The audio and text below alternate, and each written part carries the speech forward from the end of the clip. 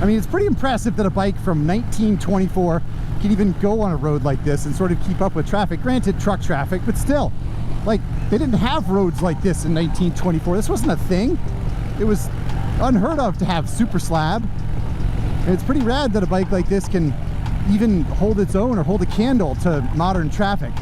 A motorcycle that once sold for a few $100s now sells for over $1 million. Not because it is fast, not because it is rare in the modern sense, but because it was first. The earliest motorcycles from brands like Harley-Davidson, BMW, Indian, and Ducati were never built to be valuable. They were built to survive, yet those fragile first machines are now some of the most expensive motorcycles on Earth, and the reason has nothing to do with horsepower. These early machines were built in uncertainty. Production numbers were tiny because demand was tiny. No one knew if motorcycles were the future or a passing mechanical fad. Investors were cautious, customers were skeptical, the engineers were improvising, frames were crude, the engines were simple, some components were adapted from bicycles, others were borrowed from industries that had nothing to do with two wheels. Every bolt represented risk, and yet those risks created something rare before anyone realized rarity would matter. Back then, factories did not look like the industrial giants we imagine today. Harley's first V-twins were assembled by hand. BMW's early R32 units were built with aircraft discipline but without mass scale. Indian's early singles were closer to workshop projects than corporate products. Skilled hands shaped metal, adjusted tolerances, and solved problems in real time. There were no automated lines correcting human error. Every motorcycle carried fingerprints. This is where value begins. Not in horsepower, not in speed records, but in origin. Collectors today are not buying a machine. They are buying the first chapter of a story. When someone acquires a pre-war Harley or an early BMW Boxer, they are holding the moment before global dominance, before marketing departments, before racing glory. They are holding the uncertainty, because once a brand becomes powerful, it becomes predictable. When production scaled in the 1930s and 1940s, the nature of motorcycles changed. Standardization replaced improvisation, costs were controlled, designs were refined for efficiency, but the earliest bikes were not optimized for profit. They were optimized for survival. Engineers overbuilt components because failure would destroy reputation instantly. Frames were thick, engines were understressed, simplicity was safety, and simplicity ages well. Modern motorcycles depend on electronics, sensors, software, and systems that will not survive 50 years without constant intervention. But a 1915 Harley or a 1923 BMW can still run on mechanical logic alone. Fuel, spark, compression, nothing else. That mechanical purity is a form of immortality, and immortality drives value. When collectors see a century-old machine still capable of motion, it changes perception. It stops being transportation, it becomes proof. But scarcity is where the story sharpens. Early production numbers were tiny, not because brands wanted exclusivity, but because they lacked resources. Some early Harley models were built in the hundreds. Certain European brands produced even fewer. Many of those bikes were later scrapped, dismantled for parts, or destroyed in wars. Factories shifted to military production. Metal was recycled. Civilian motorcycles were not preserved. They were used until they died. That means surviving examples are statistical miracles. World War I and World War II accelerated this process. Manufacturers like BMW and Triumph redirected production to military contracts. Civilian bikes were neglected. Post-war recovery forced companies to modernize. Early models became obsolete overnight. Few people thought to store them carefully. Why would they? At the time, they were outdated machines, not investments, and that is exactly why they became valuable. Collectors today chase what almost disappeared. An early Indian Power Plus is not just rare, it represents a brand that once dominated America and then collapsed. An early Ducati single represents a company before it became synonymous with racing exotica. A first-generation BMW Boxer represents the birth of a layout that still defines the company a century later. The earlier the machine, the closer it is to the origin myth, and mythology multiplies value faster than engineering ever could. good. Owning a brand's earliest motorcycle is different from owning its fastest. The fastest can always be replaced by something quicker next year, but the first cannot be replaced. It marks the beginning of identity. It carries design DNA in its rawest form. The first engine layout, the first badge, the first emblem stamped into metal before anyone knew it would become iconic. Collectors understand this deeply. They are not paying for performance. They are paying for narrative proximity, and proximity to origin is finite. As decades passed, restoration culture emerged. Museums began documenting serial numbers. Auction houses started emphasizing provenance. Matching engine and frame numbers became sacred. Suddenly, the earliest machines were not curiosities. They were historical anchors. Prices climbed slowly at first, then rapidly, then aggressively, because once wealth enters nostalgia, escalation follows. The global collector boom of the late 20th century turned early motorcycles into blue-chip artifacts. Investors who once focused on art and classic cars began looking at two wheels. A pristine early Harley sold for 6 figures. A rare pre-war BMW crossed auction blocks with museum-level pricing. The machines that once struggled to sell at all were now commanding fortunes. And the irony is sharp. These motorcycles were never built to be expensive. They were built because a handful of engineers believed in mechanical freedom. They were built in sheds, small factories, improvised workshops. They were built by companies that could have vanished at any moment. That fragility is now their greatest strength. Because when you hold the earliest machine from a major brand, you are holding the moment before certainty, before dominance, before safety nets, and that moment, frozen in steel and oil, is priceless. As brands grew stronger, production increased. What began as fragile experimentation slowly turned into structured industry. By the 1930s and 1940s, motorcycles were no longer novelties. They were transportation tools, military assets, and commercial products. The earliest units had been built in limited numbers out of necessity, but later machines were built in thousands, and that shift quietly divided history into 2 eras, before scale and after it. Collectors today instinctively chase the era before scale. Limited production in the early years was not a marketing tactic, it was a constraint. Factories lacked funding, machinery, and distribution networks. Some early models were discontinued after a short run because the company pivoted direction or nearly collapsed. That accidental rarity created a fixed supply that would never expand. Unlike modern limited editions, there was no promise of exclusivity. There was only survival, and survival leaves very few witnesses. Economic instability intensified this scarcity. The Great Depression devastated discretionary spending. Motorcycles were luxury items in many markets. Sales plummeted. Unsold inventory sat idle. Some companies folded entirely. Others merged to stay alive. Machines that did sell were often ridden hard because buyers needed value for every dollar spent. Preservation was not a priority. Time did the rest. Wars reshaped the industry completely. Manufacturers like BMW, Harley-Davidson, and Triumph redirected resources to military contracts. Civilian production halted or shrank dramatically. Post-war reconstruction forced rapid modernization. Early models were scrapped, dismantled, or forgotten in barns. Many were melted down for metal drives. The motorcycles that survived this period were not curated artifacts. They were lucky, and luck compounds value over decades. But rarity alone does not explain why fortunes are paid today. Mythology completes the equation. Every major brand builds an origin story. Harley-Davidson began in a wooden shed. BMW transitioned from aircraft engines to motorcycles under political restrictions. Ducati started as a radio component manufacturer before becoming a racing icon. The earliest motorcycles are physical evidence of those turning points. They represent a brand before identity was fully formed. Owning one means owning the brand before it became global. This connection to origin fuels emotional bidding. Collectors are not merely investors, they are custodians of legacy. When a pre-war Indian or early Triumph appears at auction, buyers see more than metal. They see the moment the company defined itself, the first V-twin rumble, the first boxer engine configuration,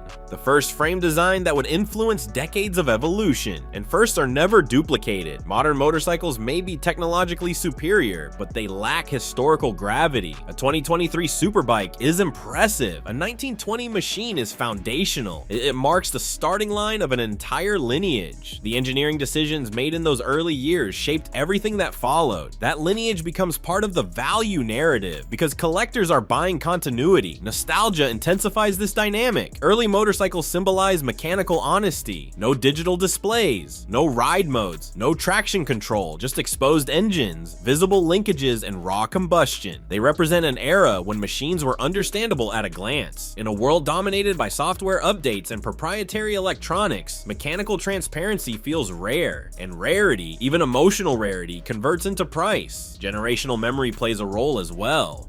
Many collectors grew up hearing stories about these early machines from parents or grandparents. A grandfather who rode a 1930s Harley to work. A father who restored a pre-war BMW in his garage. These narratives create emotional anchors. When wealth accumulates later in life, collectors return to those anchors. They buy memory disguised as metal. Auction houses recognize this. Provenance becomes central. Documented ownership histories, original sales receipts, factory records, matching serial numbers. These details transform a motorcycle from old to historically significant. Two identical early bikes can command dramatically different prices based solely on documentation. Paper becomes as valuable as steel. The late 20th century saw an explosion in collector culture. Classic car markets surged first. Then motorcycles followed. Early examples from major brands were reclassified from antiques to investment-grade assets. Museums entered bidding wars with private buyers.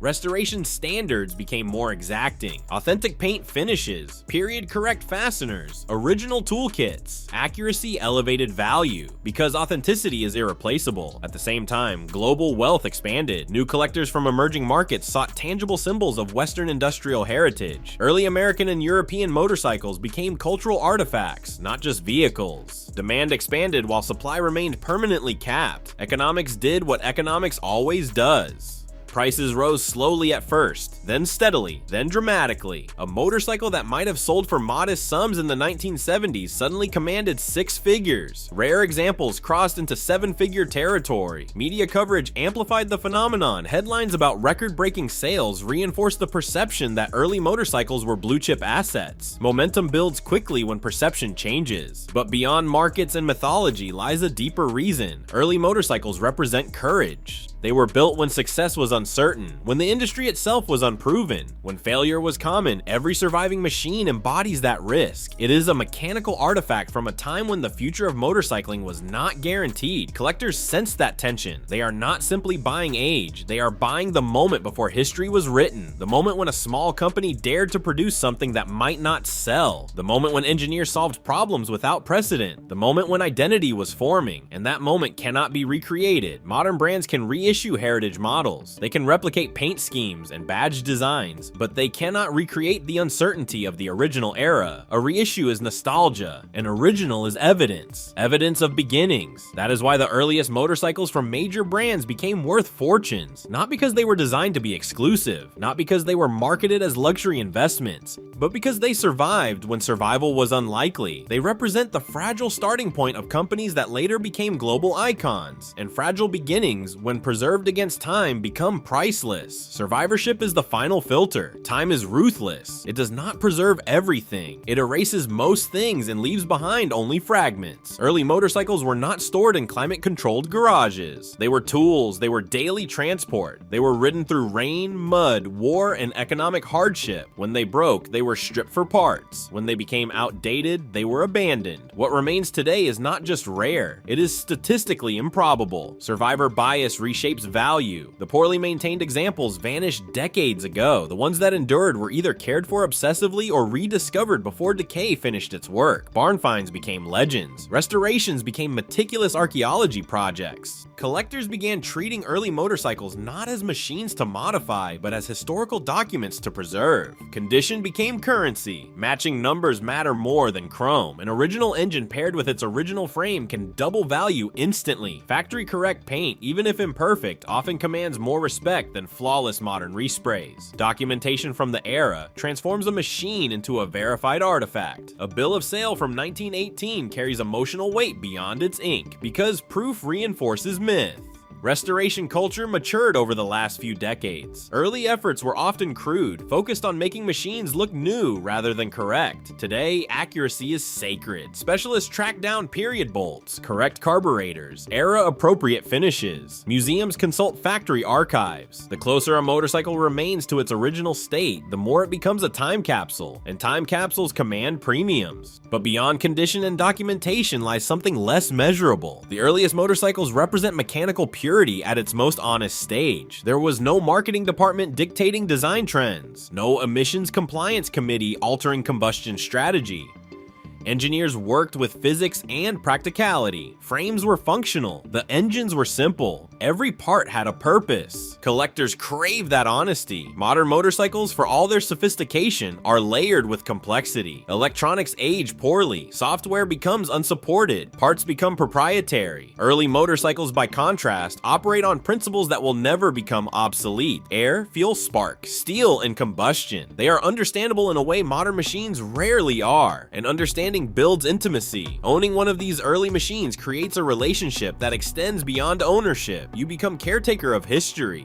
When a collector acquires a 1915 Harley or a first-generation BMW Boxer, they inherit responsibility. These motorcycles survived more than a century. They crossed economic collapse, world wars, technological revolutions. Their continued existence depends on deliberate preservation. That responsibility adds gravity. Auction markets amplify this gravity. When record-breaking sales occur, headlines reshape perception. A single seven-figure sale can elevate an entire segment. Collectors who once overlooked early motorcycles suddenly reevaluate. Investment narratives form. Comparisons to fine art and rare watches emerge. Early motorcycles transition from enthusiast objects to alternative assets. And once that transition happens, return is unlikely. Wealth concentration in the modern era accelerates the process. Ultra-high net worth individuals diversify portfolios into tangible heritage pieces. Early motorcycles offer a combination of mechanical artistry, historical significance, and permanent scarcity. Unlike contemporary limited editions, no additional units will ever be produced. Supply is permanently frozen. At the same time, museums and institutions compete with private buyers. National collections seek to represent industrial history accurately. Corporate brand museums pursue their own earliest examples. When institutions enter bidding wars, prices rise beyond traditional enthusiast budgets because legacy becomes strategic.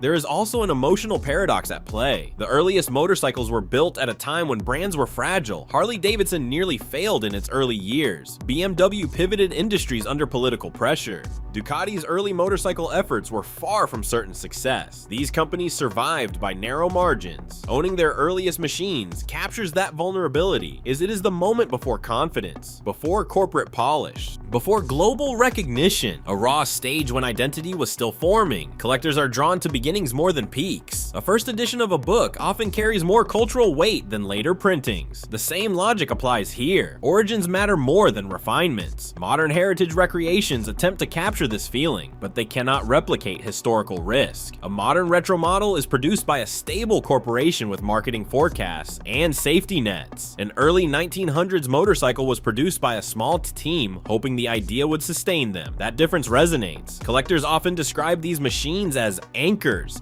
to a simpler mechanical world, anchors to personal or family narratives, anchors to a time when engineering decisions were direct and visible. That anchoring effect transforms motorcycles from transport into artifacts. Artifacts invite preservation, not replacement, and as decades continue to pass, scarcity tightens further. Natural attrition never stops. Fires destroy collections, parts degrade. Some motorcycles become too fragile to restore. Each loss quietly reduces supply. Meanwhile, global awareness expands. Digital archives, auction live streams, online communities. A motorcycle discovered in a rural barn can now be seen worldwide within hours. Exposure increases competition. The earliest motorcycles from major brands have therefore crossed a threshold. They are no longer simply old machines. They are origin symbols. They represent the birth of Harley's V-twin dominance, the foundation of BMW's Boxer tradition, the first sparks of Ducati's engineering ambition, the DNA of companies that would shape global motorcycling culture. And DNA cannot be reproduced once history moves forward. What makes these machines worth fortunes is not nostalgia alone. It is layered significance, mechanical honesty, accidental rarity, survivorship against historical upheaval, institutional validation, investment momentum,